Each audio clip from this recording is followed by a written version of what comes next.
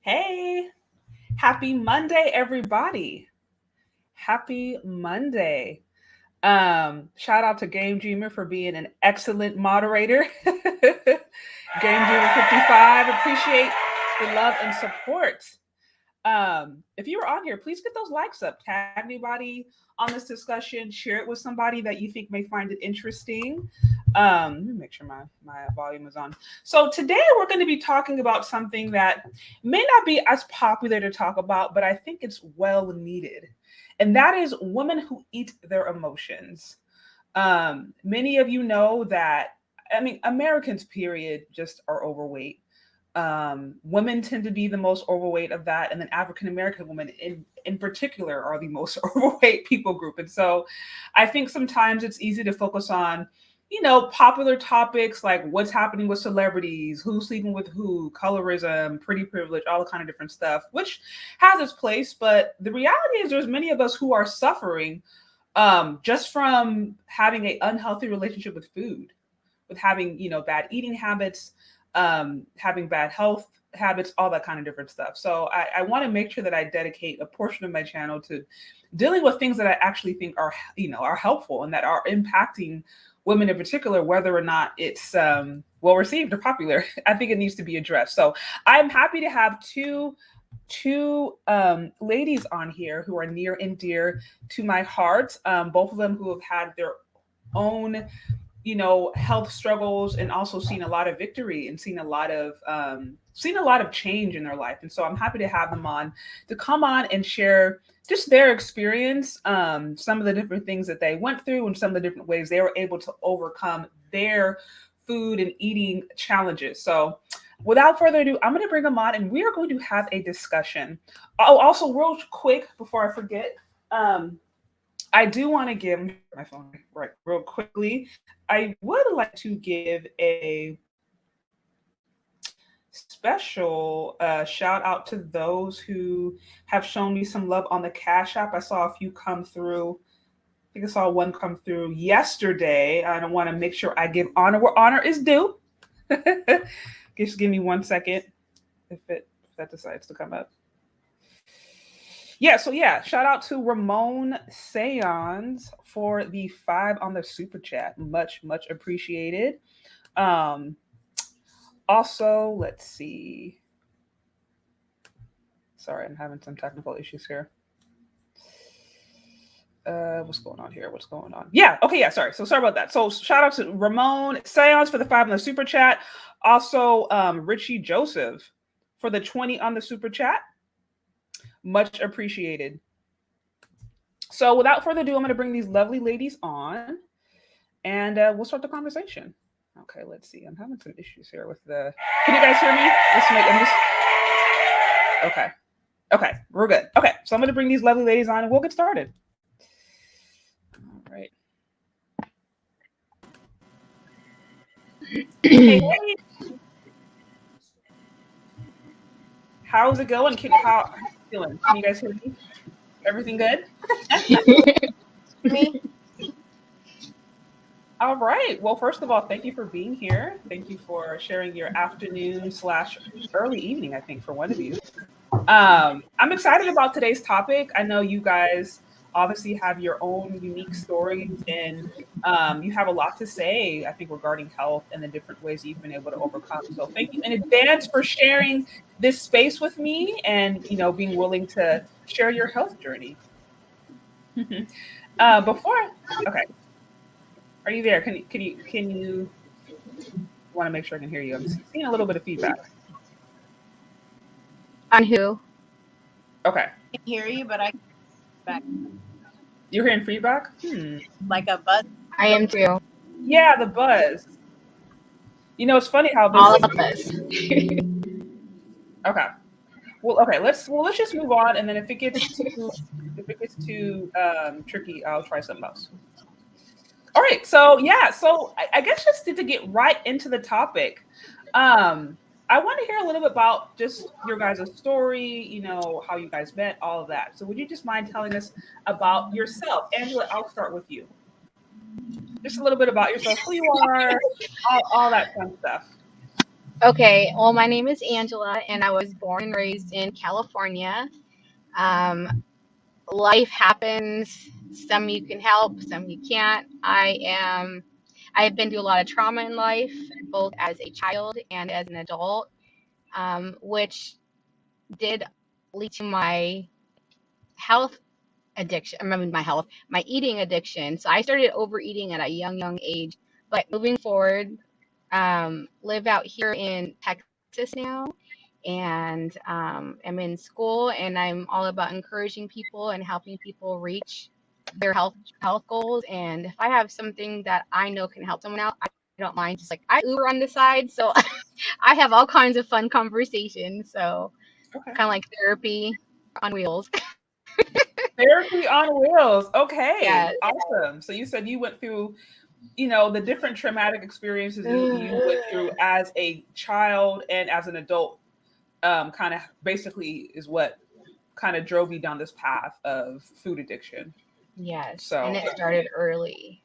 started early on. Okay. Yes. Jessica, what about you? Tell us a little bit about yourself. Hey,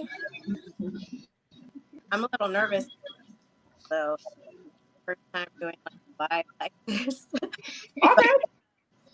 yeah, me in the same town, Stockton, where I actually moved here when I was like 2. I don't really remember all that, but we lived in LA and then here, mom and my two older brothers. We met. I met. I think when I was 15. So we're going like 20 years of friendship. So it's Yeah. right. Yeah. Oh yeah. That was, and that's when our crossed for me age. Well, actually, so of that, how we Hmm. uh, that I recognize our dad because Okay, are we having Hey Jessica, real Yeah. quick. Hey Jessica, really, really, really quick. Am I okay, so I'm seeing okay, it sounds like we're having some issues there. Yeah, I Um can't hear her. oh, you can't hear. Okay, so I thought it may have been just me. So it sounds like the internet connection is a little bit choppy. Um Want to make sure that we're able to hear everything. It seems like every few words are going in and out. okay, Um, do you think there might be? I'm trying to think. Maybe there's because I know for me sometimes there's certain parts of my house or my place where it's like a strong signal, and there's other ones that are not. Jessica, go yeah, to your mom's room, or isn't the router in your mom's room, I'm gonna go to or is it living room? hold on one Go sec. directly to, because if you're right next to it, should be fine. An open window, curtains, and then if that's not working, you could plug it directly into your laptop. Yeah, I got it. Hold on one sec. All good, all good. So yeah, so we're gonna get that taken care of. Again, if you were on here, please get those likes up. We're talking about women who eat their emotions. I have two lovely ladies here who are sharing their health journey. As I mentioned before, I know these topics may not always be as popular, but I do think they're very much necessary because whether or not we want to accept it or believe it, there are, I think, many women out there who actually do struggle with emotional eating, or just have unhealthy relationship with food in general, partially because of the diet, binge diet cycle, all that kind of different stuff. So it's a very needed topic. So again, appreciate Game Dreamer for you being Game Dreamer 58 for always being such a great moderator. and we're just trying to get through these lovely technical challenges that Is there are almost not. I don't want to say inevitable, but it's it's really hard to try to eliminate when you're streaming from different parts of the nation. literally? Okay. Is that better? Okay, that might Yes, actually be better. Let's okay. So Is let's that sounds better? better. Oh, yeah. It did, so okay. far it sounds clear. So I do appreciate you bearing I'm bearing with us. louder, so if it's choppy again, I don't know what to tell you. You know what? I moved 7 times. My last one, I'm just 7 times. 7 times the And guess struggle. what? The best reception, McDonald's parking lot, natural lighting. That's what I gotta say. So Yes. shout out to Angela for the struggle stream. McDonald's And I'm parking not lot. loitering. I have McDonald's because there's a sign here that says "Do not loiter unless you're a customer." Girl, I bought my dollar coffee. I'm not loitering. There you go. that's Shout out to Angela. Also, shout out to Graham Jeeper for the $10 on the super sticker. Much appreciated. So, yeah, okay. So, it sounds like you were just telling us a little bit about yourself. You where said did you were with Stockton when you were two, Jessica, and I know you guys. I'm assuming you guys met pretty early on and established a friendship. yes. Awesome. Jessica, I think the one thing that we both had in common, I think we were just friends from the start because we were both like, I was an older teen, she was a younger teen, and we kind of met in church doing Adopt a Block, and I think we kind of just formed an alliance with like going through rough stuff, and we would share stuff Okay. about our life, and that's kind of where our friendship started. Like we shared trauma and we shared pain, and we had a lot to share, and we resonated with each other, and we've been friends through through 2 marriages, 1 divorce. We've been through several states, and she's Yeah. always been a great support system for me. Awesome. Awesome. So, having that support system sounds like that was like Yes. pretty foundational to your Oh health yeah. journey. So okay, so on to the next question. So I'm going to start with you, Angela. Why, in your opinion, why do women turn to food when they are emotionally triggered? Oh wow, where do you want to start? It's easy, it's delicious, it's always there. Um, it doesn't talk back to you, it doesn't tell you you're less than. I mean, there's so many reasons. Pain that you don't have the tools or knowledge to deal with. Right. Not having access to mental health care or for Mhm. therapists, psychologists, psychiatrists, not having that access. Sometimes, like to be really transparent, there are like I tell Jessica on myself because we do this. I'm like, I went through blah blah blah because I was Ubering. I did a 12-hour shift of Ubering. I'm like, I had this.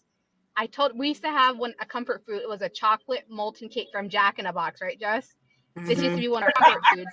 And girl, I brought my healthy sandwich. I had everything, my hard boiled eggs. I had my 2 grams of sugar yogurt. I have my pack for the day, but I didn't anticipate dinner because I thought I'd be home. Anyways, I ended up rolling up, getting my little kid size hamburger, and I threw the buns out. I ate my meal, and then I was like, I wanted a chocolate cake, so I ate it. And so there's the point. I was hungry. It was there. I still struggle with it every day. I struggle with it. I'm rolling through McDonald's. Here's my proof. I got a coffee. I'm barrage of stuff. It's convenient. It's all around us. And then you have cultural issues. Like, I'm in the South now. They fry everything. They fry Everything. Twinkies. Girl, the first time I saw a sign that said deep fried Oreos, I'm like, I'm not home any longer. You ask for quinoa at stores and they're like, what? They give you What's faces. that? I'm like, I am trying to maintain health here. It's hard in the South, people. Help me. The South You is said it's hard difficult. in the South. I think I have a few It followers is. down south. So, and I wonder too It's because food deserts difficult. are real. Food deserts are real. Yes. There are areas like you. I mean, you've lived in some of them Oh. where getting access to fresh produce is like non-existent. Like it just And doesn't the happen. girl, and the produce that is there, it's mediocre at best. Like strawberries, terrible, terrible. So it's not only the access, but the quality that you do get over here. Because we get stuff shipped in from Salinas, Lodi. Like that's my Yeah. home. You know what I mean? Yeah. Like, but when we get it, it's not harvested at the peak of perfection. So you're missing out on taste. You're missing out on nutrients. And so even if you do want to eat healthy and you have access to that stuff, you're not getting the quality produce like you do in California. So access, all of that contributes to it. I think there's tons more that Jessica can hit on. Yeah. So Jessica, what do you think? In your opinion, why do women turn to food when they are emotionally triggered? Um, a lot of just, it's one of the ways I think more so women than men deal with emotional Mm, eating. you But think that's, so? Okay. can you hear me? Yeah. No. So you're saying you think, because I actually saw a question come through. It said, "Is looking for love and food gender specific?" And you think that this tends to be more of a female problem than a problem with So men? there was a study done because I was curious Mhm. about it. There was a study done, a Finnish study, and it was like 5,000 men and women. And Okay. out of that, they included that the women gained weight and turned to food more than the men did Okay. in stressful situations. So I think it is. I think it's one of our ways that we learn to cope with it because Mhm. food is very comforting. And I think it's not just on a level of, oh, this tastes good, but I think also like literally is bioengineered to do something to you to Yeah. make It is. you like, I'm gonna grab this Snicker again because this hit the spot and it made me feel good. And it provided like, some type of temporary relief for whatever you were dealing with, whether it's financial stress, relationship stress, work stress, health issues. It's kind of ironic that people that are struggling with health issues eat their stress about that issue. Mhm. You know what I'm saying? So Yeah. like you could go to the doctors and they tell you you have diabetes and you're about to lose a toe. Can I But can I you interject? I'm gonna laugh. I'm just saying in case I get comments. I'm laughing because I one time I was pre-diabetic, so I've learned that laugh is about something. But go ahead, Jess. This is how we talk. Oh no, I'm sure you're fine. I don't think anybody is saying. right, for real. So it's like, they'll tell you if you tweak your food, you won't lose Mhm. that toe. But most people will not tweak that habit of the Mhm. intake of what they're eating and they'll lose their toe. And that's with a lot of other stuff because it does something to you. It's providing some type of relief. They say men usually turn to alcohol and smoking and things like that. Women, we turn to food. I worked with a lot of women. I'm a licensed esthetician, so I worked doing full body waxing. It's all women. Don't Okay. you know that when somebody was dealing with something, they would show up with donuts, and we would all enjoy. Okay, The pink we would all. box, huh? We all know that pink box is goodies. Let's be honest. That we there Oh and my. like, oh, this is so good. That just a stressful day. Where are we ordering food? Man, yeah, that's facts. I remember as a kid because that's when my eating binge eating and stuff started rather young because I dieted. Like I was overweight kid. So my first diet, I think I was like sixth grade. Mm-hmm. But I remember up to that, like it was like two of my like school friends. We would have sleepovers. Yeah. And oh my gosh, like I think back to the amount of food that we would eat during those sleepovers. It Yeah. was like it was straight binge fest. And I mean, I don't even know how to put it. It was just like, ice cream sundaes, pizzas, like homemade cookies, and Yeah. like just binge fest. I used to love those things. And And to your point, it lit up your world, right? it And did. Yeah. and what I noticed too, like as an adult, like if you have like an addiction already formed with food, you have that like foundation. I've noticed from my past that we tend when we're like stressed about finances, stressed about relationship, your family, whatever, like you will turn to something for that quick. I don't want to deal with it.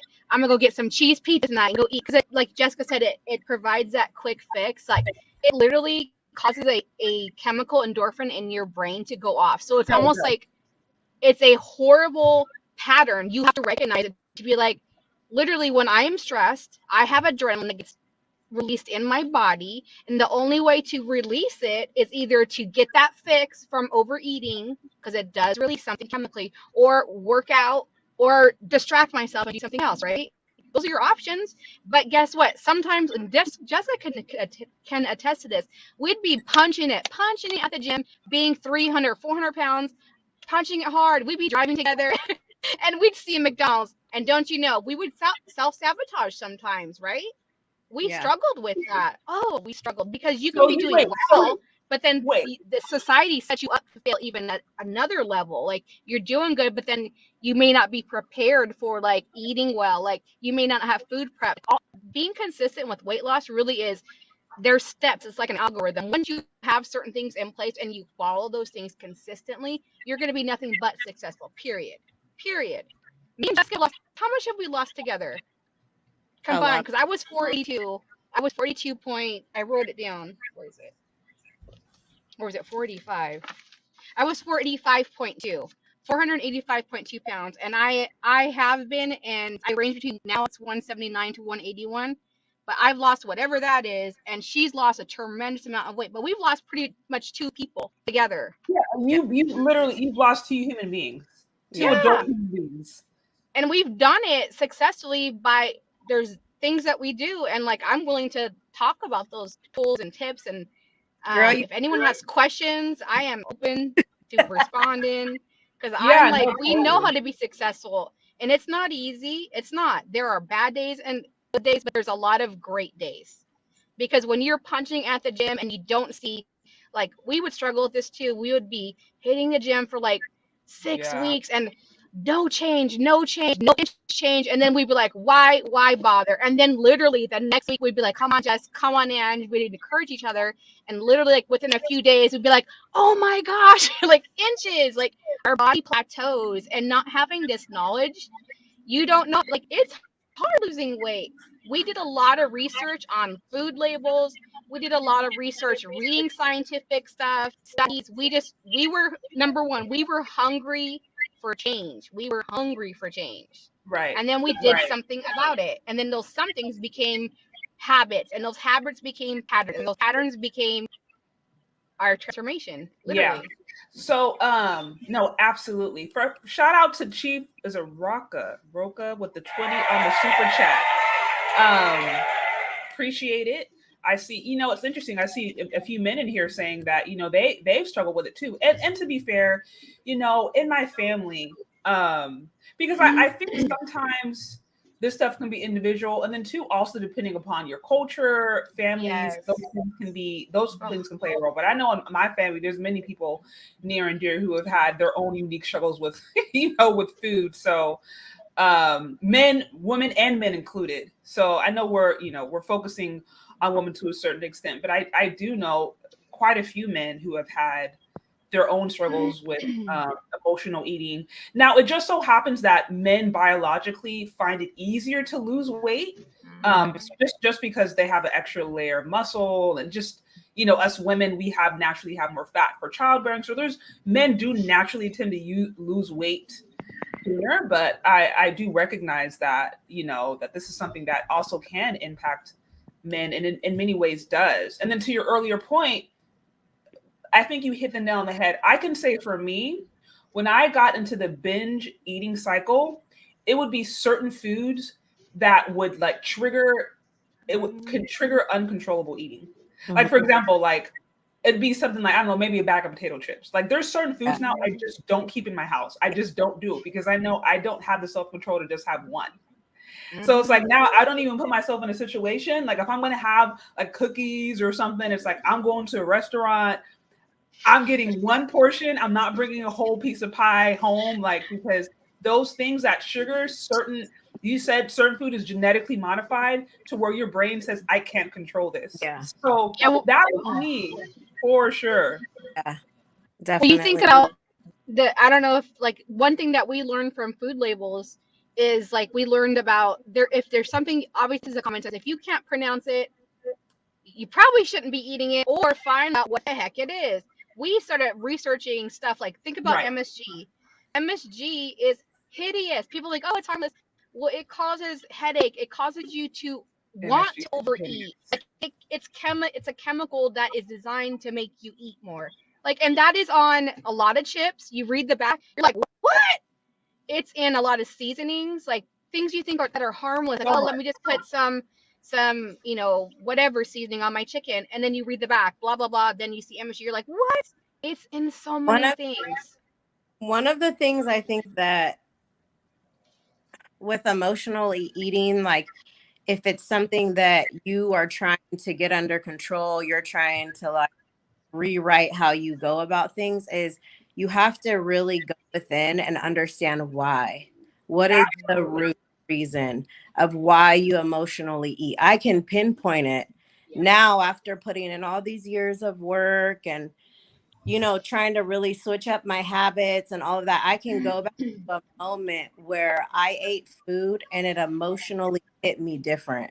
Mm-hmm. And it created this habit where it was like, it could be like somebody that, does heroin. They do something for the first time and it offers that like, oh my God, that sensation. I can point that back to food for me. And then how it just, I kept turning to it.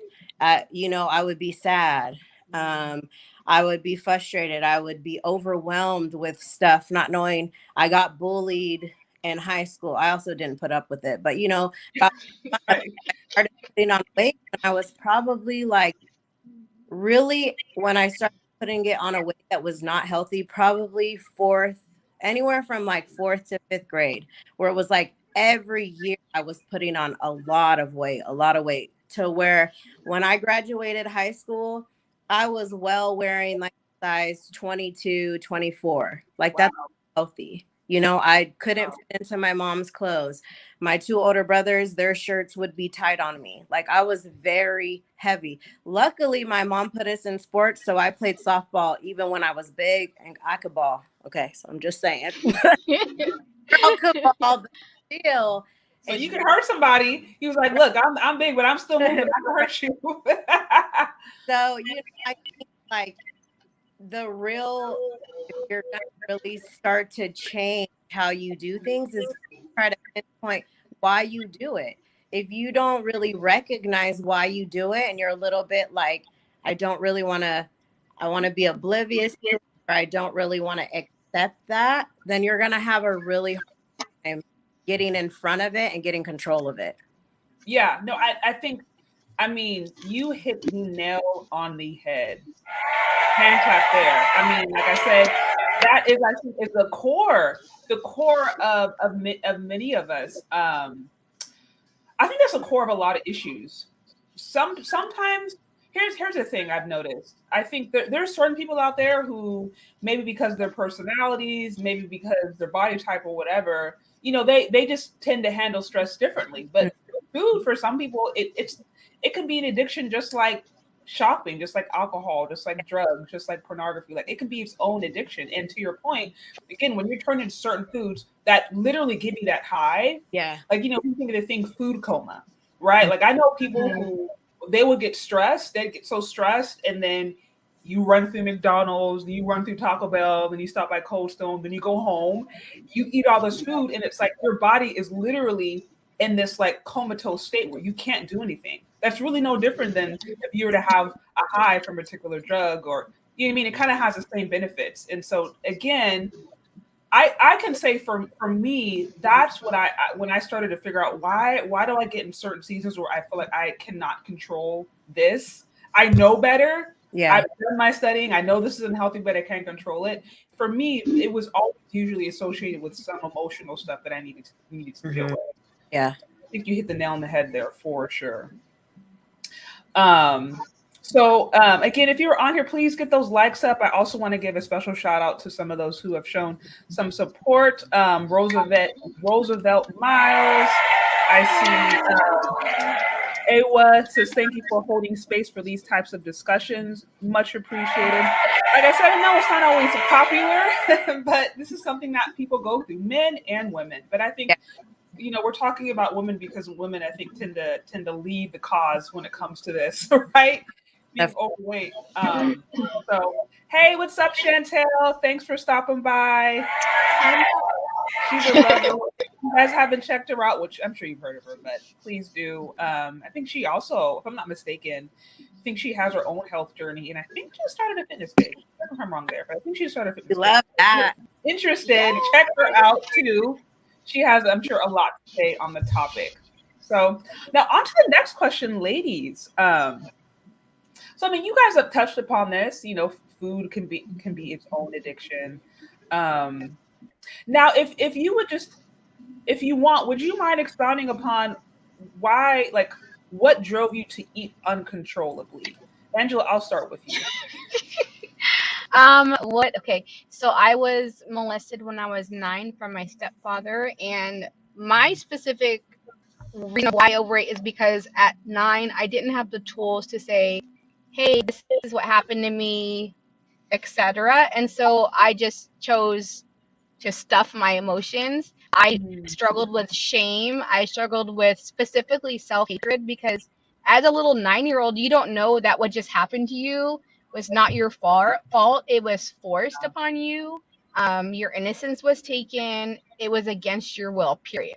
So then you don't know that until you start doing the inner work. So, in order to deal with that, you just stuff. So, food became my comfort, and then it causes more trauma because you're gaining weight over time, and then you're being picked on, you're being bullied at school.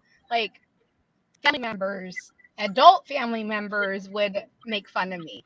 And Mhm. so it was just, you have a trauma, you have an addiction, you eat stuff, you have all that trauma, and then your family would, parts of the family would pick on me, and then you're getting it at school. So it's like nonstop bullying, and you're dealing with abuse, and you're dealing with overeating. It was a lot, but that was my root of why I started to overeat. And then, of course, you gain and you gain and you gain, and then you get to a point where it's like, that you're overeating and you're aware that it's not solving Yeah. problems, but you still don't have the tools as a young adult.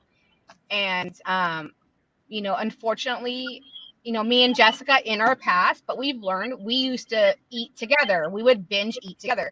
Oh, we And sure. but we've learned, oh, we would roll up, Jessica, we would roll up. Wait, let me tell myself, I am a teacher, so I would teach, and I'd roll up after school. Let me just say, I was I'm laughing, I make light of it now because it's a miracle I'm here. I should have been dead, honestly.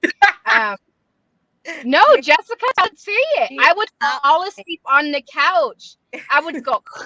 I had like narcolepsy pretty much because I had severe. I didn't have moderate. I didn't have mild. I had the worst kind of sleep apnea a person can have.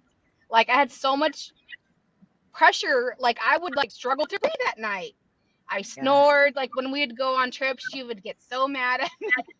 But it's terrible. I was pre-diabetic. I was on Mm. 2 different blood pressure pills. I was an asthmatic. And you would think this would change my lifestyle. And then I had swollen edema legs. I couldn't wear shoes. Ask Jessica. I would wear moccasins because my feet could not fit in tennis shoes because it would hurt. Yeah. And Wow. you would think I would lose weight. No, tried Weight Watchers 3 times, didn't work. Tried all these things, didn't work. Gained on, you always gain weight after you have, you try a diet, which never Yep. really works. It's a Yeah. Yeah. mindset. We all know that. So when you constantly are getting the weight and weight and weight and weight and everything, doesn't work, you're like, well, what am I left to do? So Eat. for me, how girl, we we would roll through a McDonald's. Like, I would do it myself after we would sometimes do it multiple times. So I would teach, I'd go to McDonald's. I knew my order. Two McDoubles, bag of cookies, and if it was a particularly bad day, give me that sauce turn. I would finish my Oh, food it- and then throw my bag away, roll up into my house, make dinner 3 hours later. Normal dinner. That is yeah. how you get to be 500 pounds. You eat. You eat Yeah. yourself to death. Period. Period. It wasn't that I wasn't active. I was consuming way too much over a long time to get Wow. that size. So That's simply how you do it. at one point, you couldn't even be active, though. Yeah, Point exactly. Well, when she had gotten to a certain size, you're saying she couldn't. at She one didn't I was have. a 32. at one point, 32. her body was literally shutting down. Shutting down. Wow. It was So like, shutting down. I would be sitting on my couch because we have We have history. We would be on my couch. We would be having a conversation right now, but because of apnea, with sleep apnea, you don't get oxygen in the middle of the night. So you're constantly like holding your breath, basically. So her brain wasn't getting, the right amount of oxygen she should have been getting. She was extremely tired all the time. So we would be sitting on the couch talking, look over, and she'd be out. I'd be like, And I'm not out like she's not breathing. I'd be like, Angela. she'd be like, Angela. Sometimes she'd Yeah, throw stuff at wake me. up. I would literally pass out asleep because when you're in sleep deprivation with not getting oxygen to your brain, literally with sleep apnea, you can research it. People die in their sleep, which brings me to the next I didn't point. know that. I didn't know that. Oh yeah, so I was on that. I was on death's door, literally death's door, and but it still wasn't clicking in my head. Right, didn't make a change. Then I had a friend of mine pass away. He was a heavy man. We were supporting each other in weight loss journey. He died in sleep from sleep apnea. You would think I would change my ways. No, it wasn't until I was driving on the freeway, driving down to Bakersfield, which is the armpit. We all know that. Driving down to Bakersfield. Yeah, it is. The armpit of, what is it, California or LA or And something? girl, you know what happened on that freeway? Off the freeway. And that was my wake up call. Do something about the weight or you're going to die. Period. You're going to die. So I started losing weight hardcore. I went hardcore. Me and Jessica, we signed up for a personal trainer. Whew. Well, there was a period of time we didn't live in the same town. I had moved up. Too. My heaviest that I 325 pounds, and I was around 22, I think. And I had moved up to Northern California to do this like this school out there. And so my second year out there, there was 5 of us girls in the house. And during November, we had decided to do this plant-based detox. We didn't eat meat. We made hummus from scratch, all of this. This was stuff I had never heard about. So we did it for a whole month, and we would do like walking video in the living room, like walk around. Yeah, Leslie. We didn't do that much like activity. We just did this. We followed this plant-based detox. I lost 25 that month in November. Okay, that's great. Went back to school, like the ministry school that I was in, and a lot of my classmates were like, "Oh my gosh, you look so good. You look so good."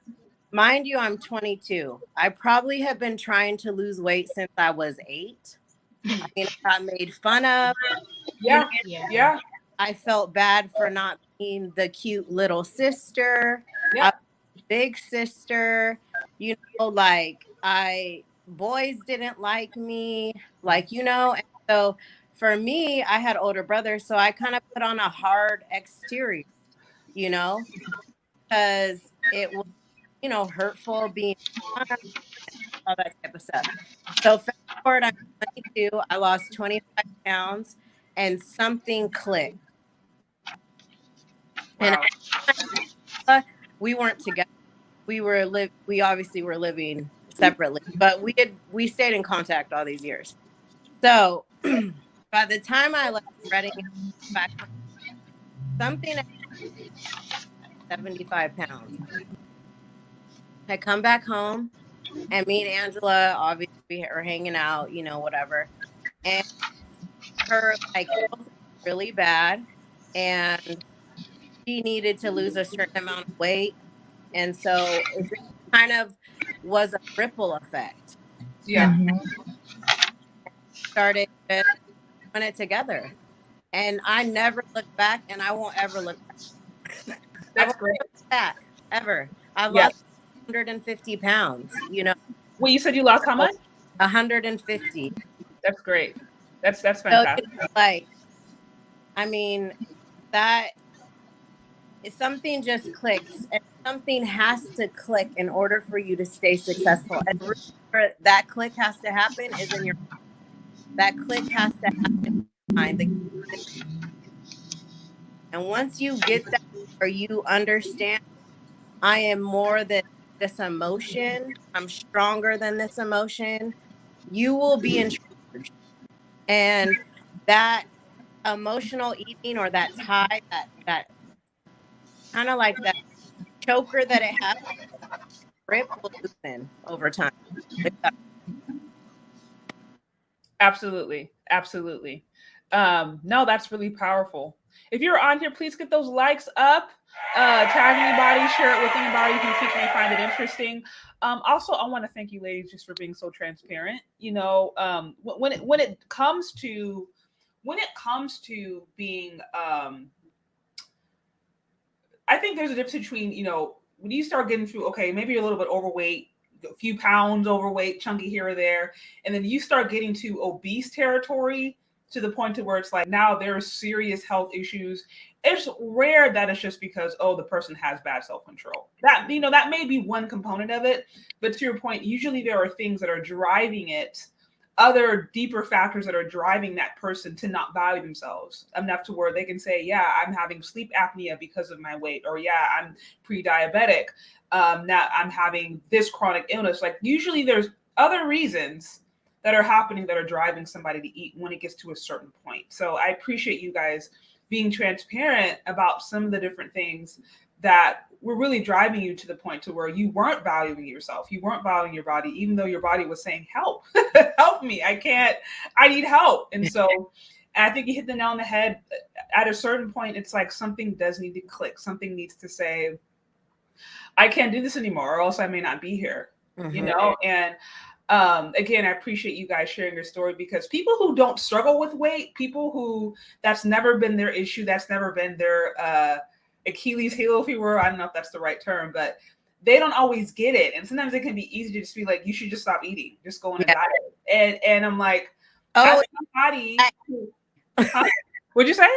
I said, oh, if it was that easy. If it was that easy, yeah. And so I think at the end of the day, yes, the answer is something has to click in you. You have to value yourself to say enough is enough. But like I said, I know it's just always not that easy. And I know it's not always just, oh, self-control. Because like I said, if you have other traumas that you haven't dealt with, sometimes that could be the very thing that a woman or even a man needs to address. And then once they do so, then they can start to recognize the triggers that cause them to have destructive behavior. No different than, like someone who struggles with drinking too much or struggles with, any other addiction, because food in and of itself, especially the food we have today that is genetically modified to be addictive, that can easily become someone's addiction. So, and like I said, that's not always this conversation I hear of just like, ladies need to lose weight, ladies need to do this, and that. I'm like, yeah, that needs to happen, especially if you are at a point where you're unhealthy. But I think, we got to get to, okay, why are some of you guys not doing it? If you are trying and you feel like you're in this constant binge diet cycle, it's like there's something else that you got to deal with, or else this is going to continue to be your story, Yeah, with our food that we have nowadays, it almost outweighs your willpower just because it is bioengineered. I don't know if people really understand the level that our food is messed with. Like, I don't know if anybody's looked on their box and it says at the bottom bioengineered. I don't know, but that is on there, and that sugar hits your brain like heroin. So at some point it isn't just will, like there are factors that are playing a role in why you turn to certain foods that you do. And so it means that it's going to take some more effort, some more, consistency to go against that. Absolutely. I could not agree more. Oh, Angela, I'm not here. Oh, am I there? Yes, I was gonna piggyback off that. Like, it's interesting because I'm not gonna say the name of the beverage company, but I have looked it up myself on the corporate website, and there are certain things. If you don't know what something, I'm telling you, stuff will shock you when you look up what, like, things that. Have you seen that one? It says phenolunic. It's a weird one. It's like a PHE, and you look it up, and you're like, what in the world are we eating and consuming? And it's in everything. It's in sodas. It's in packaged chips. And you think that you're eating a harmless chemical, but it goes beyond that. There are literally scientists that engineer, like one of my favorite chips. It starts with C. There's a little, what's his name? Chester. We won't say names, but that's one of Girl, my you gave favorite. the tip Do away. you know there are research scientists that it's funny, but it's the truth. They literally engineered that powder so that you will crave it. There's a Yeah, certain percentage in there, and it's like no wonder. That's one of my nemesis is that chip. That that chip. chip, girl, chocolate chips, fresh bread. Oh, Yeah. Jessica knows I'm a bready. I'm a carby. Okay, so we'll, because we are just, I want to say also, one of the reasons why we have been successful is because we are very open with ourselves. We're very transparent with ourselves as individuals and with each other. And so that is one of the reasons I've been able to be my true self around Angela and be like, I'm struggling. You know, we used to go get a large Little Caesars pizza with a whole bag of sticks, the sauce. And this was our girl time, bonding time. We would go sit somewhere at a park, nice scenery, hey, by water, love water, okay. And we would eat. Okay, check this out. Wait, no, wait. Why don't you just lay down how you would Okay, if we were in bad moods? Here's your half, right? so we would eat to almost maybe 2 pieces left, and then just be like, "Oh, we might as well finish it." Might as well finish it. Yeah, no, like And I feel you. I get it. Like I said, I was telling Angela, I remember like there was a time where it was like I was having a bad day and I would get like a bag of like Oreos. And if Oreos weren't on sale, I get the like normal Oreos. I get a jar of peanut butter. Oreos. I would get whipped cream. I get like a carton. Sometimes some Never ice tried cream. that. And it was me in a room and all that. I'm not talking to nobody. And I would just eat that whole thing by myself. I'm like, I don't want And to you'd talk be like, oh, this is so good. Then Yeah. what that was it. That was my therapy session. That box of Oreo or off-brand Oreo cookies was my therapy session. right. So that's what I'm saying. It's like people don't even understand. And they don't know. Huh? They just don't realize. I didn't even realize it until I remember. Food has power. Yeah, I remember talking to somebody, and it like something clicked where I was like, oh, because at the time I didn't know that I was doing. It was just kind of like a habit, and it took me a while to recognize that when certain things were happening, when I was feeling certain stressors or where I was dealing with a certain emotion. Instead of me acknowledging it, maybe calling a friend, maybe journaling it out, maybe talking to somebody, like I would stuff it. And so it took me time to like have to relearn a different habit of like, okay, now I'm triggered with this emotion. Let me call somebody first before I run through and get, you know what I mean, a whole pizza and eat it myself or a whole carton of ice cream and then just go hide in my room and don't I want to talk to nobody, you know? So it took me a time to be like, oh, there's a better way of handling this. Absolutely. Yes. So and you know, really, I think that's one of the things I wanted to talk about is like you have to have a support system, online community, whether it's you. I was blessed to have Jessica as not only a physical workout buddy, 4 a.m, 5 a.m, like we did the trenches with each other.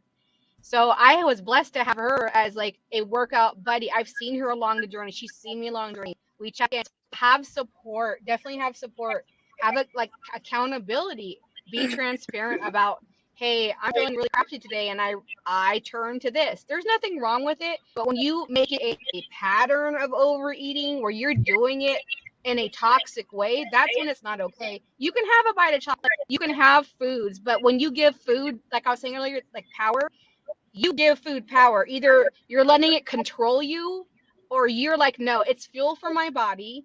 I recognize I'm eating that chocolate cake and it tasted good, but it's not good fuel for my body. I know tomorrow I'm going to have my boiled eggs. You know, you have to be mindful of what you're putting in and to not overeat. Like, because it's easy to get in that habit of overeating again. Like even now we battle like, oh, cookies, this and that, because it's always around. But I think another thing that is great too is managing the stressors of life, because that really plays in with overeating. Managing your stressors of life is huge, huge. Yeah. Jessica, you had something you were gonna say? Yeah, I was just gonna say this. This can be applied to men and women. You know, Yeah.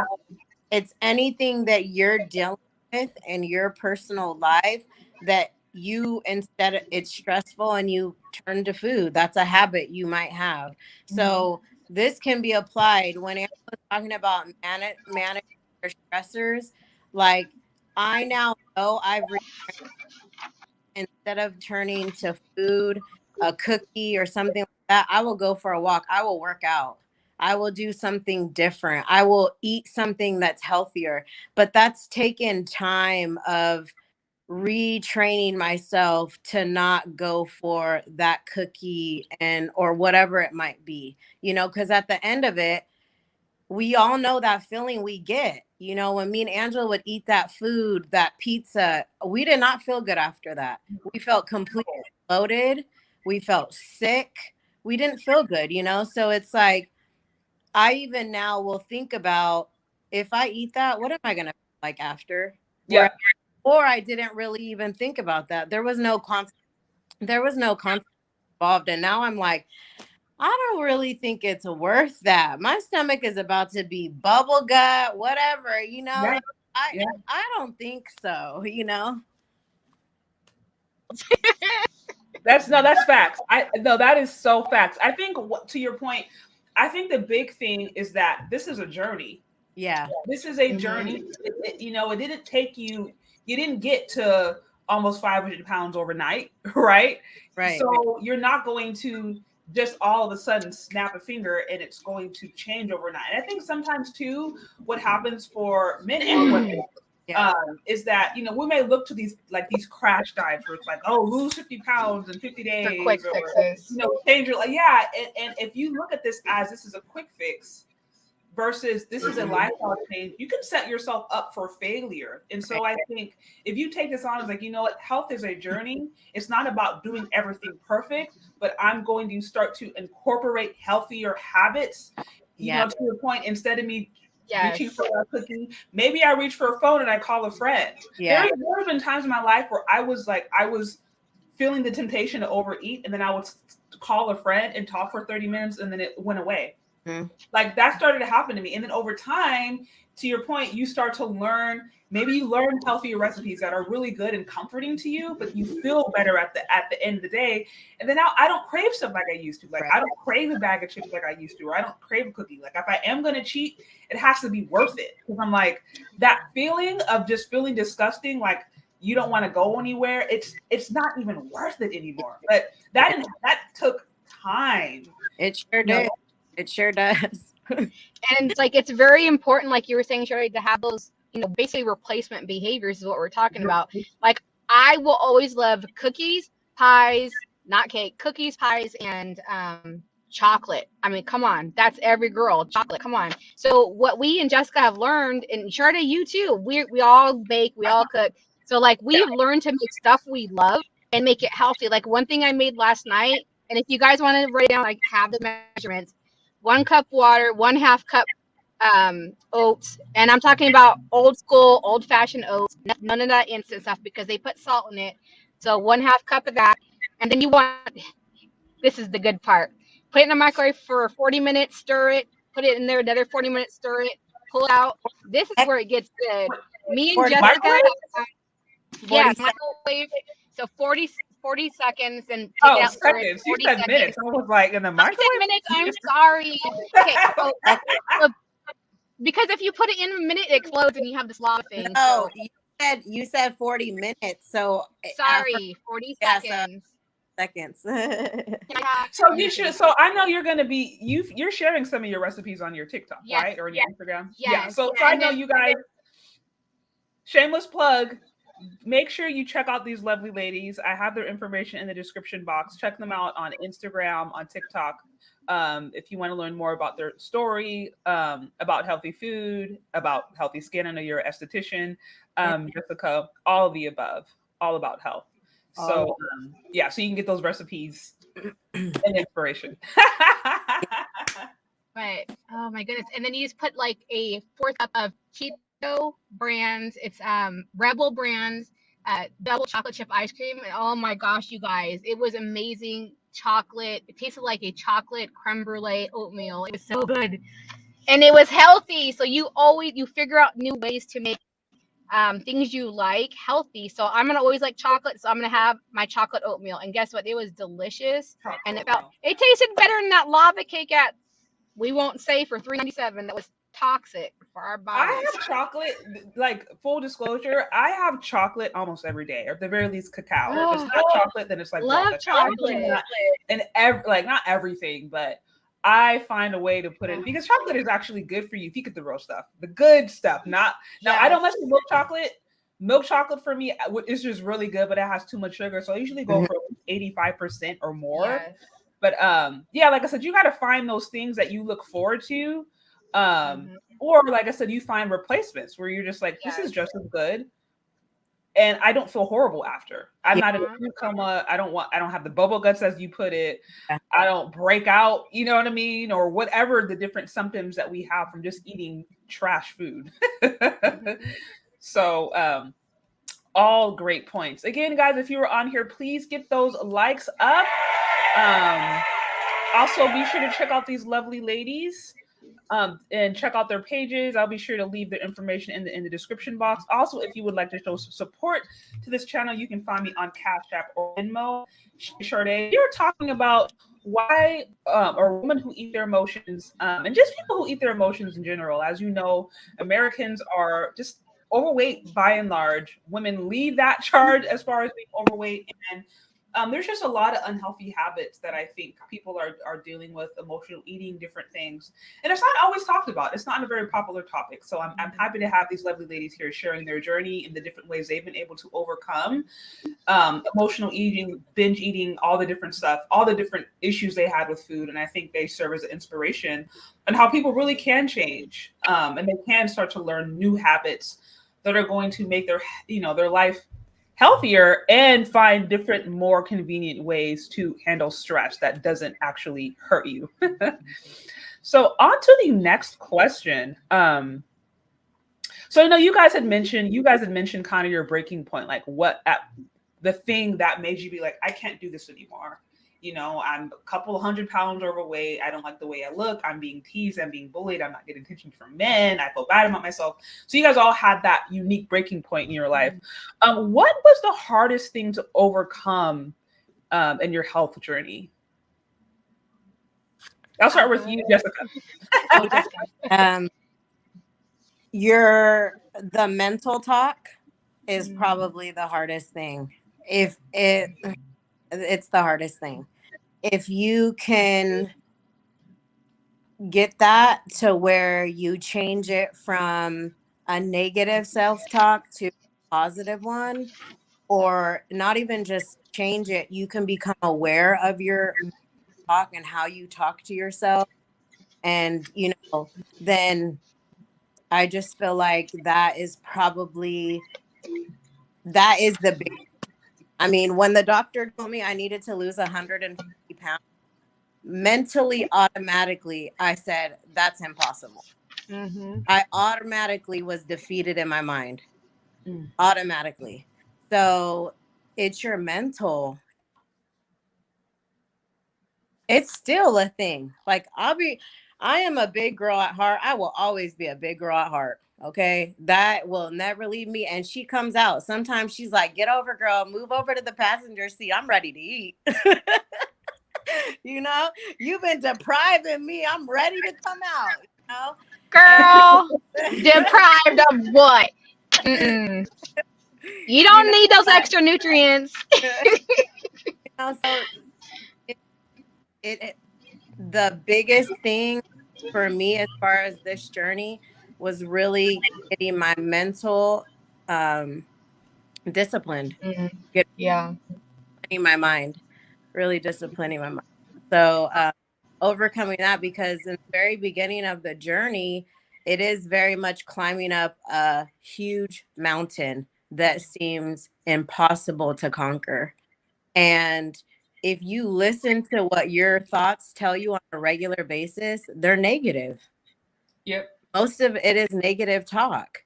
And so we wouldn't have been able to be on this side of it if we weren't able to overcome that or get that to hush up, Got it. get back. Got it. Yeah. So, I mean, I'm trying to think of other things. I mean, another one I could, well, maybe Angela has stuff too. Another one would be like who are you around? Your environment while you're, so that could be another really big struggle. If you're in a family that likes to eat and everybody is headed in that direction, you have to go against, the The grain. grain. You got to go against the grain. And so that could be real hard. So, yeah. Hopefully question. No. There's, like I said, there's not a right or wrong answer. It's just what you learn. What you learn, what you went through in order to get to that point. Is Angela there? Did she drop off? Angela? Maybe Angela, positioning her camera. I don't know. Angela, you there? Oh, looks like her. Hey, girl. Hey. So okay. Well, she will be back. She will be back.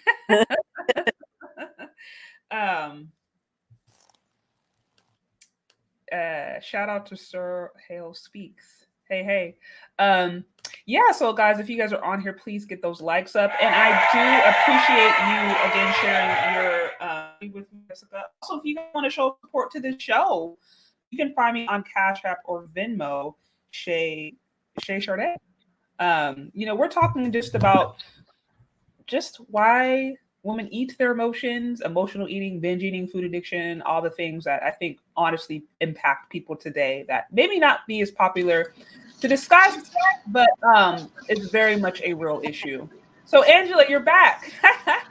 Struggle bus, all aboard.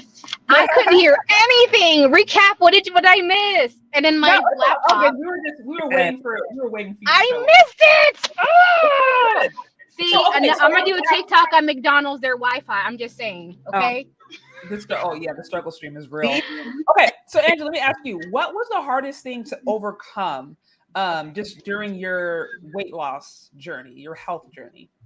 I think it is a mental thing as well. For me, I struggled a lot with negative self-talk and shame and feelings of worthlessness, which are all not true, but because of the trauma from when I was a child, I attached all those things with that. So really it was mental for me as well.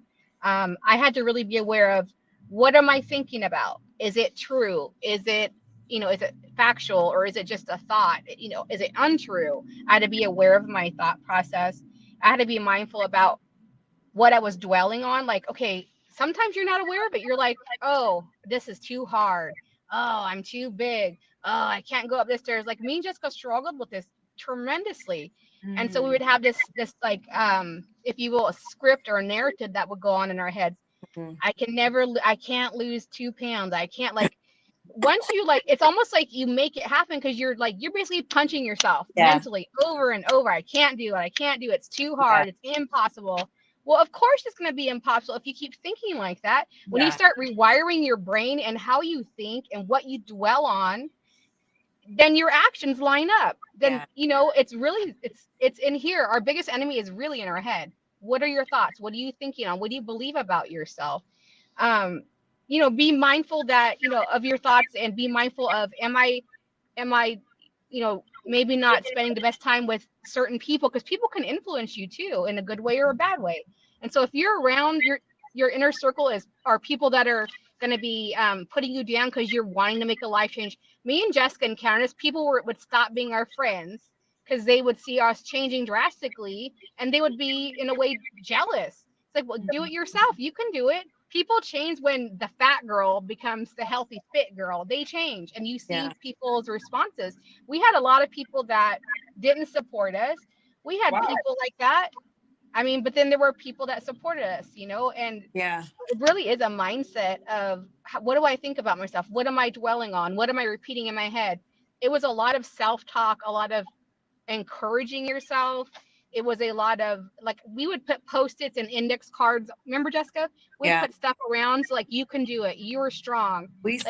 There were times where we were just like, we would go through it and we would just Jessica, did you write your notes? Did you write your post-it cards? Are you reading them? It's important, even if it looks silly, to have reminders around your house, in your car, put virtual post-its on your phone that you are able to do it. You have the tools. It's a matter of taking a step and doing it. Right. Absolutely. Absolutely. Shout out to Sir Hale Speaks for the $9.99 super chat. I see support for a great conversation. Also, shout out to Victor on the super chat. Great topic and great input, ladies. Again, I appreciate you guys, sharing your journey. It's quite a feat to have lost basically people. Over 400 pounds, right, together. That's quite a feat. And I know it didn't happen overnight. I'm sure there were hard days. And anybody who's trying to do something healthy, change their body, whether it's, big or small, there is that mental, and there are going to be times where you feel like you're putting hard work into it and you're not seeing the change and you want to give up. I mean, that's anything. So, but like I said, here you are today. And it's, it's crazy to hear how you say that a part of you trying to make better decisions and a part of you trying to do better things, that pissed some people off. And there are people in your life that they were happy. They're okay with you being the unhealthy, or you being the friend, or you being the, the overweight person that couldn't hardly walk, or that had, like, that made them comfortable. And you saying, hey, I want to do better for myself. I believe I can do better about myself. That made some of those people mad. And I think that goes back to the fact that, sometimes when we're toxic in the inside, our mentality is toxic. We start to do toxic things. We start to have toxic behaviors, and we can sometimes attract toxic people. And a part of a health journey, it really is. It's not just one thing. Always changing your eating. It's the mindset. It's the eating. Sometimes it's the environment. It's the mental. Getting, like you said, right thoughts, which is why I think having a really good, strong God identity, that's where that comes into place. Like it really is a lifestyle. And I think if people encompasses as like, okay, understand, I have an unhealthy lifestyle, and it's showing in the way that it's showing in my body. Now I want to have a healthier lifestyle. You understand that it's step by step. It's multiple different things. Then I don't think there's this pressure to have to do it overnight, which is sometimes, I think, again, we see a lot. Yeah. And then also in our society, we have this quick fix, take a pill, have a surgery mentality. And with people that have I'm talking about people that have 100 plus, it not only takes time, but it's all of that stuff. And then also one thing that we both noticed when we were in our weight loss journey is we actually had some of us family members, we're not going to single out, but we had people around us that would purposely, we were talking about this the other night, this person still purposely sabotages me, but it's not a place for me to confront, so I'm aware of it. But you will have enablers, and it's sad, but no, it's funny. I laugh at it because we see it for what it is now. There will be people, I kid you not, they love you. It's no doubt about it, but they will do things, set you up in a way for you to be tempted, highly tempted. Like, oh, okay, we have cheese pizza tonight, blah, blah, blah. They will set you up. They literally will. And it's sad, but it's true. That's true. That's facts. Yeah, definitely. Yeah, for sure. That's funny. And to your point, this is why accountability, you guys mentioned that earlier, you guys being accountable to one another and having that community, even if it's small, did make a really big difference. And there's certain people, they're just stubborn. They're like, I don't care. I don't care who's against me. I'm going to do this. But many of us, like, you do need accountability. And it's so much easier when you start to have people who are kind of encouraging on that journey, or finding those group of friends, family members, or whatever. And then also being mindful when you do have toxic people in your life, or just, unhealthy people in your life who are threatened by your health journey, and just trying to plan accordingly, so you don't get set up. I will say we have, thankfully, we've had the support of each other, but there's also been times where we've had very lonely valleys by ourselves. And so I think part of the beauty of that, though, is that you really get to see what you're made of. And so, us as individuals, it's our personal journey, and it's beautiful because it intertwines with each other. But we really discovered who we were outside just the relationship of us losing weight together. And Mhm. so that's something like, don't be discouraged if you have support. There's a time where you got to show up to the gym by yourself. It's Mhm. okay, because there's going to be times, there was many, many times where Angela was not there to help encourage me to get me on that treadmill. And I had to show up for myself and encourage myself. So, Mhm. like, Right. don't be defeated in that, where you feel like, well, I don't have a support, because you might not have a support yet. You know, there was many times where we didn't, we had each other, but there also was, we needed some other support that wasn't there yet. So, yeah, I just would encourage people to just know that you really, the most important relationship, at least for me, what I believe, truly with yourself. At the end of the day, this is who you will have.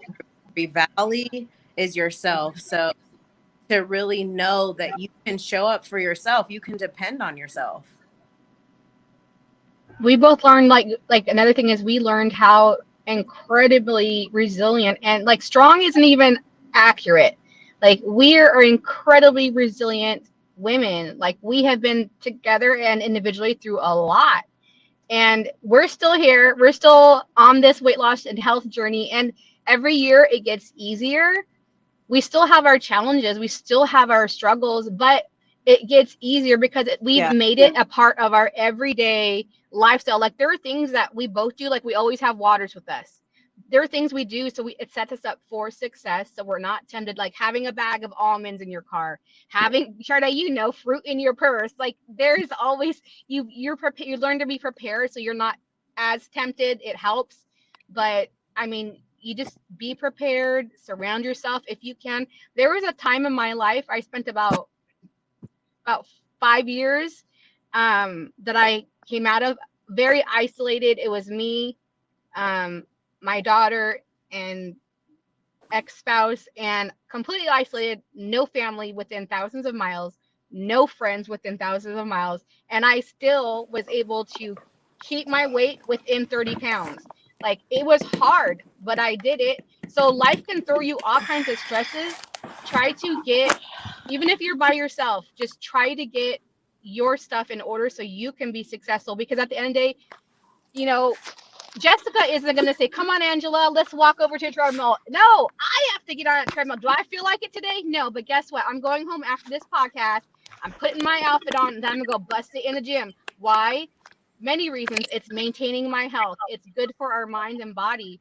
And it gets those good, happy adrenaline going. Like if you're feeling low, working out is one of the best things you can do. Even if you're just walking on a treadmill, just walking, getting out in nature, it's so helpful for your mind and for your body.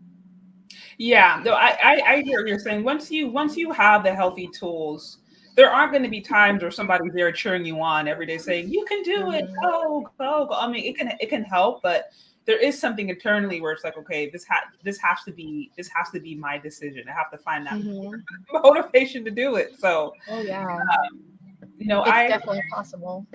yeah, it is. I think all things. Yeah, no, I think it definitely is possible to make that decision. And like I said, it's going to be a journey. I think if people know, it's like, hey, if you're not looking at this is going to be a perfect process. There's going to be up days, going to be down days, but if you are at least if you're continuing on the journey over time, yeah, you are going to see a difference. You really are. So again, if you're on here, please get those likes up. I appreciate all of the support. I appreciate those of you guys who are here hanging out. And it's been fun hearing about your guys' health journey, about the different things that you guys have been able to overcome just by, your up days, your down days, lonely days, days of plenty, days of lack. Because that's what's going to be like when you Yeah. understand that you are an emotional eater or food is your addiction or all those different things. Like life isn't just going to necessarily get easier. So it's about starting to find those different healthy replacements. I think having a really strong spiritual understanding and really strong connection with God to also makes a big difference when it comes to starting to value yourself. When you start to see your the way God sees you, you start to understand, okay, hey, I am worth this, I am worth that, I am worth taking the time to invest in my health, and then changing your mentality to where it's not just negative thinking, it's not self-defeating thoughts. So, I mean, all those little different things can really help improve, can start to improve your results. Definitely. So, okay, so I want to be mindful of the time. This has been a really great discussion. So, I'm going to ask you, ladies, one more question. Let's see if I can find it. So, I know there's like it's been a lot of different things you covered off.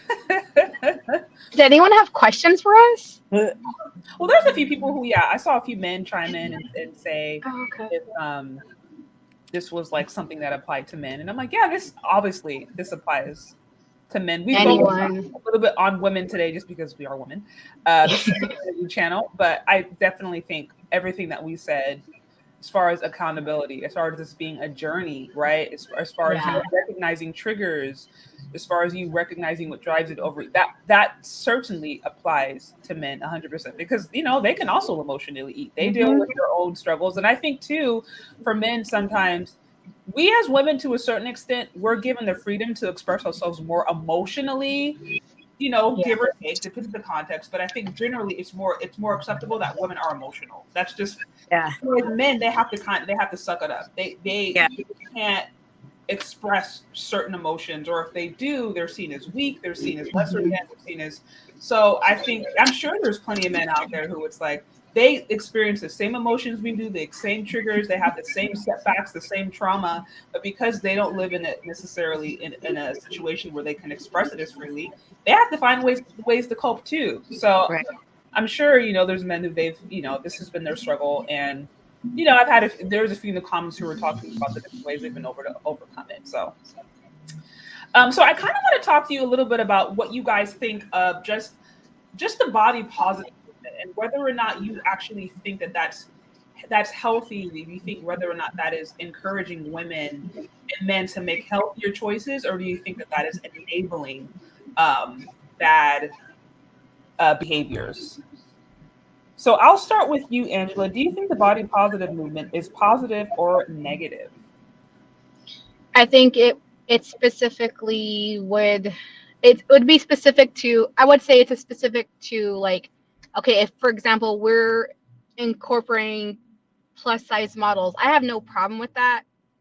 But I think when it's certain things, I'm gonna reserve myself for that. But I think as a whole, it's good. I mean, because we're starting to see people getting platforms that have skin conditions. Like there's an autoimmune disease called vitiligo. It's where you have no coloring in certain parts of your skin. And so I'm seeing people come out with that, and people are starting to recognize them in the modeling industry. And it's beautiful because although it manifests on people's bodies like having lighter patches of skin, Mhm. um, it doesn't make them any less beautiful. It makes them unique and almost exotic looking because you look at the patches and everyone is completely unique. So I think incorporating, um, being open to body positivity in all shapes and forms is good. There are some issues that kind of like a later discussion about, but Okay. girl, but yeah, I think it's overall a good thing. And then, like, people can come on that have lost tremendous amounts of weight and be like, look, this is my loose skin, and this is what a 500-pound body looks like after losing skin. So I think it gives people platforms for that stuff in a Right. healthy way. But Yeah. I think, but it's one of those things where it's like, it depends on the exact scenario, if that makes sense. Fair. Fair point. Fair point. So, Jessica, what do you think? Do you think the body positive movement is positive or negative? I think if you see it as just body positive, it's positive and that as its own category. But if you want to try to say it's healthy, individuals Yeah. are healthy within it, that, that can, that varies because it really comes down to, I support body positive, like body positivity. I support that. I'm for you feeling you having the right to love and accept yourself no matter what you look like. Every individual should have that right and the freedom to feel that way about themselves. No matter how much you weigh, no matter what you look like, no matter what, you should have that right. But I think deep, like when it, if you ask me, and just because I've been on both sides of it, body positive, yeah, I had every right to love myself and all of that at my heaviest, but I was not healthy. Mm-hmm. And I don't think that me staying in that state would have been loving myself. Right. So to me, I keep them kind of separate. Like, I'm all for body positivity, but I'm also for health. What's your BMI? What internally are you healthy? You know, so to me, that's what's in, like, I'm for it, but I'm for your health because you're gonna feel better But from no, the inside out. yeah, no, I think you I hit the nail agree. on the head there. Where what I appreciate about positivity is body positive is trying to create a space where we can start to see more diversity. Now, Mhm. I Yes. personally wish that was because I've had I had different different followers on my channel talk about, okay, well, why did it seem body positive is only focused on women? Like, why don't we see shorter men in it or bald men Yes. or Right. men? So yeah, I do wish it was more encompassing of the different varieties of humans, men and women. Um, but I appreciate a platform of like, okay, now we're going to be more open to people's differences. But I personally do not. I think where it can get dangerous is now when we're starting to celebrate something that is unhealthy. Because to Yes. your point, there's a difference between, hey, some people are naturally bigger, some people are naturally Yeah. smaller, some people have, to your point, they may have skin differences, or so that's okay. Some people may be short, some people may be tall. That's Right. good. But now I'm celebrating the fact that you are 300 pounds overweight and you do struggle with sleep apnea and you are pre-diabetic, and by the way, you could die of heart disease. We don't want to celebrate that. That's not Mm-mm. positive. So No. I do think that is It's, you probably, you may, because I can't speak for them, but I do want to say that there was a lot of fake it till you make it when I was really put on Mm-hmm. the face, you know, because I internally did not feel good. So I think that that even is a fine line too. You know, even if I had confidence back then that I do now, I still think internally you don't feel as well as you would health wise if you focused on your health, if that makes sense. so you're saying if somebody is using body positive to maybe to overlook the fact that they're not taking the healthy precautions in their own life to be healthy, then it doesn't really mean anything.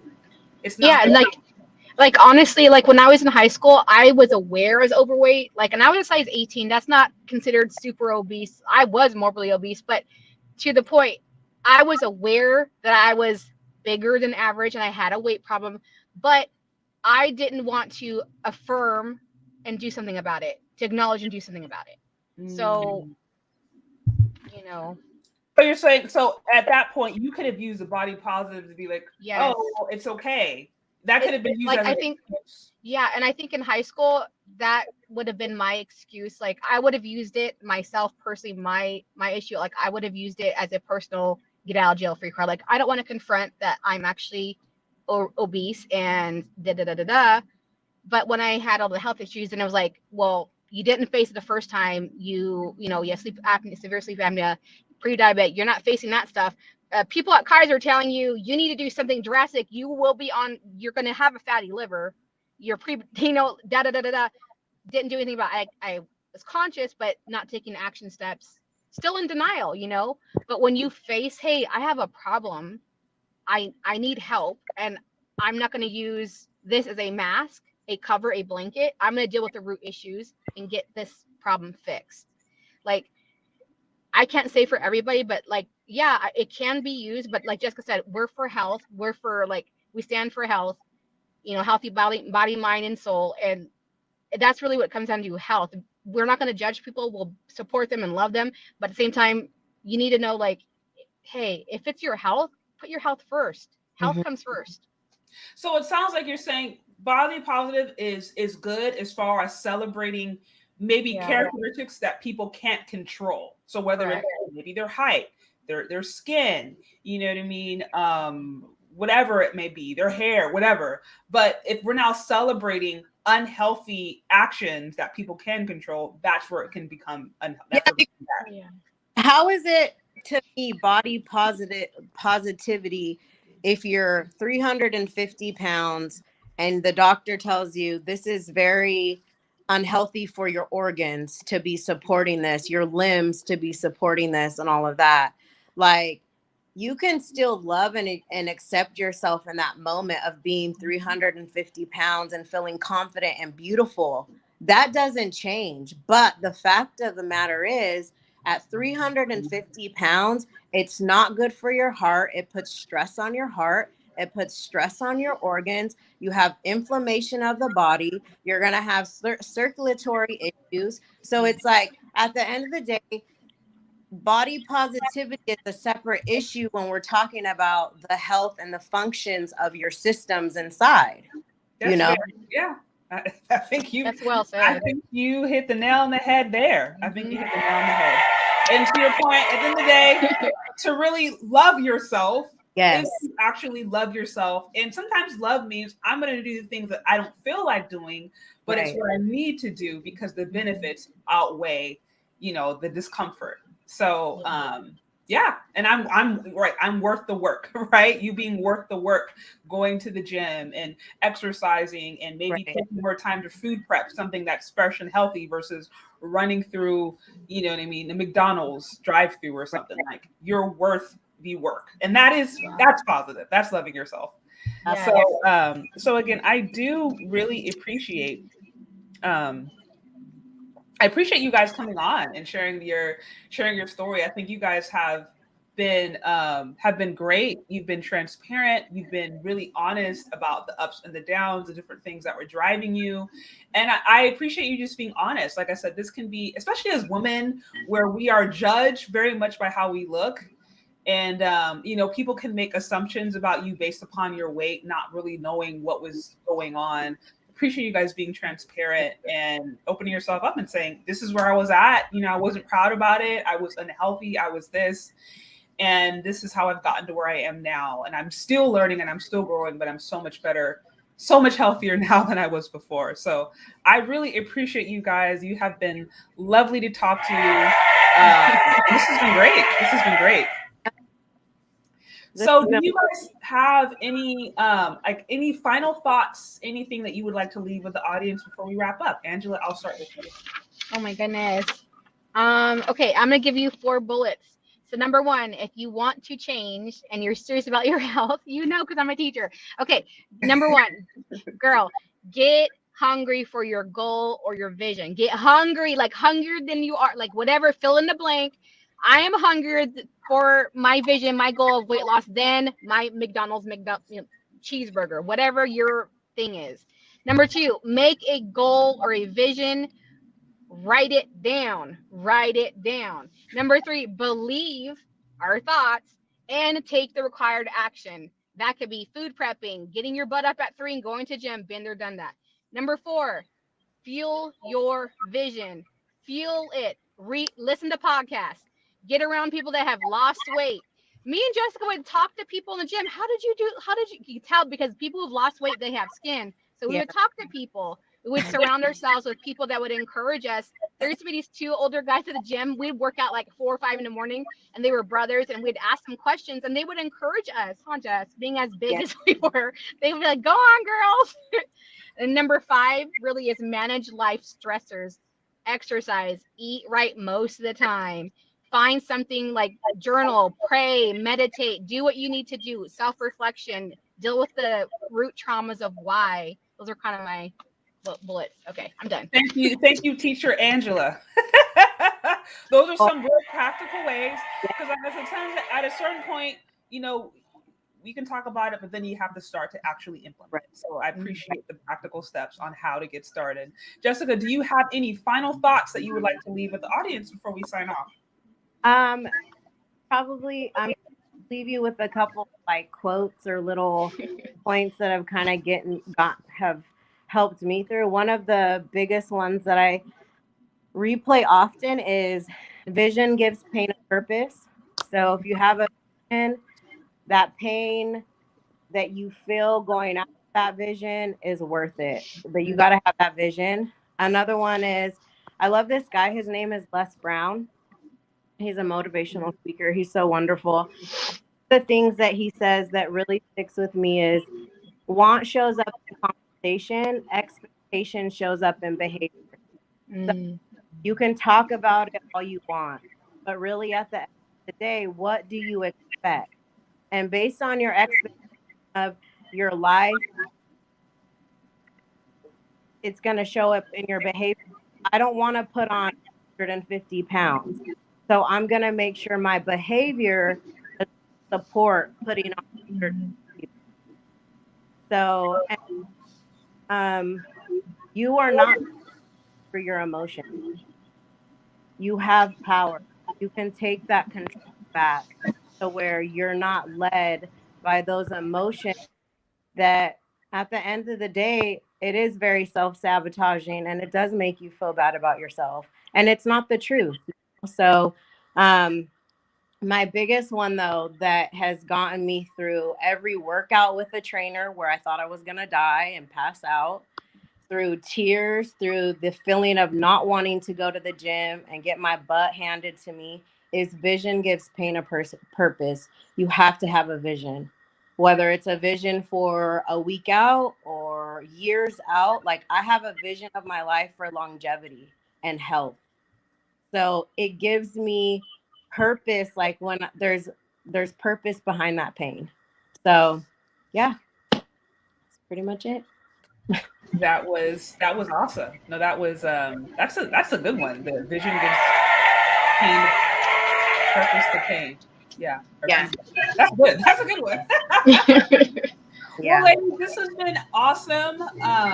This has been a really, really fun conversation. I'm definitely going to be cutting this up into some little snippets because there was a lot of different rules that you guys were dropped. And like I said, I really appreciate you being transparent. It could be really easy to act like we all have it together or just, oh, this is easy, but it's just not, really taking care of yourself and prioritizing your health is not always easy, but it is possible and it is worth it. And I think, women are worth it. And again, knowing that you can go from being almost 500 pounds, you were over 300 pounds. And even with all the different emotional issues and the abuse and the triggers and the hard days and the binges, like you were still able to make changes over time that have helped sustain you. And it is possible. So I appreciate you guys coming and sharing your journey with me. This is awesome. Thank you. Thank you. I had fun. It was wonderful. Yes. Awesome. Well, you guys are welcome back anytime. And I appreciate you guys. If you have not checked them out, please do. You can find them on Instagram. Also, I think Angela has a TikTok. Their information is in the description of this video. Follow them if you want to learn more about their health journey. Get some also, if you are just want to learn more about skin, check out Jessica's page. I think she is also a licensed esthetician and all that stuff. So this is good stuff. This is awesome. Yeah, great talk. All right. Bye, ladies. Bye, audience. Bye. Take care. Well, that was fun. That was, I think, really helpful. I appreciate all of you guys who have been here hanging out with me. As I mentioned, these topics, they may not be as popular all the time, or they may not be as trendy, but it's important because this is actually what's impacting women. We know that Americans are overweight. Women tend to be the most overweight, and African-American women in particular lead that charge. So as I mentioned, it can be really easy to just say, you just need to stop eating. You just need to go to the gym. You just need to do that. And all of those things are true. But I wanted to get women who could come on and share their experience about health, because it's not always just about self-control. Like I said, there are oftentimes reasons: negative self-talk, abuse, as one of the ones mentioned there, trauma, these different things that can drive women towards behaviors that are self-destructive. And really, in order to embrace a healthy lifestyle, it does take time. It does take a metamorphosis. Sometimes it does take facing the emotional reasons that you are eating, facing the stressors, the triggers, even educating yourself, getting around negative people who actually encourage you to have bad eating habits. Like, it can take multiple steps, and it doesn't happen overnight. And sometimes maybe you will actually mess up and revert back to a bad day or have a binge day. Like, those things happen. But if you are consistent, and if you are learning, and if you are saying, hey, I don't want to be that percentage, right? I don't want to be pre-diabetic. Hey, I do want to see change. It is possible. Those two ladies alone lost the weight of two people, right? They lost over 400 pounds. So that is, quite a feat. That is quite a feat, and it is possible. So again, I thought that was really, learned some really good stuff. So like I said, appreciate you guys being here and hanging out with me and listening in on a topic that was a little bit touchy. And like I said, not always as popular, but very, very, very much necessary. So I appreciate all of you guys. Again, check them out. That was a lovely page. And if you would like to continue to see more topics like this, and you find this kind of stuff useful and encouraging, you can find me on Cash App or Venmo, Shay Sharday. I appreciate all the love and the support, however big or small. It is what helps me keep this thing going. So definitely stay tuned. I have some more lives coming up later on this week. Be sure to subscribe if you haven't already. I've got some other videos regarding health. I think if nothing else, we will talk later. Bye.